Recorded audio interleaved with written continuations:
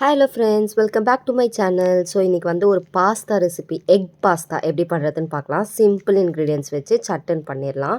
So ஒரு வானல் எடுத்துகிட்டு ஃபஸ்ட்டு நம்ம பாஸ்தா வேக வச்சு எடுத்துடணும். உப்பு போட்டு கொஞ்சோண்டு எண்ணெய் போட்டு வேக வச்சு எடுத்துகிட்டு, அப்புறம் ஒரு வானல் எடுத்துகிட்டு கொஞ்சோண்டு நெய், அப்புறம் எண்ணெய், வெங்காயம், தக்காளி, இஞ்சி பூண்டு பேஸ்ட்டு, தேவையான அளவு உப்பு.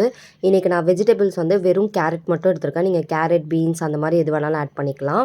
அதுக்கப்புறம் போட்டு நல்லா ஃப்ரை பண்ணி அந்த கேரட் வேகிற அளவுக்கு ஃப்ரை பண்ணி எடுத்துக்கோங்க.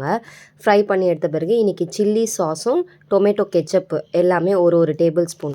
ஸோ அதையும் நல்லா ஃப்ரை பண்ணி எடுத்துகிட்டு, மேகி மசாலா கடையில் விற்கும்ல, அதை வாங்கி ஒரு பேக்கெட் போட்டிருக்கேன். அப்புறம் இன்றைக்கி 2 முட்டை எடுத்திருக்கேன். அந்த முட்டையில் கொஞ்சம் உடச்சி ஊற்றிட்டு, உப்பு, மிளகாத்தூள் போட்டுட்டு நல்லா ஃப்ரை பண்ணி விட்டுட்டு, அப்புறம் இந்த லாஸ்ட்டாக அந்த பாஸ்தா வேக வச்ச பாஸ்தாவை போட்டு இறக்குனா செம்ம டேஸ்ட்டாக இருக்கும். இந்த பாஸ்தா ட்ரை பண்ணி பாருங்கள். சிம்பிள் இன்க்ரீடியன்ஸோடு பண்ணுறது சூப்பராக இருக்கும். பாய்.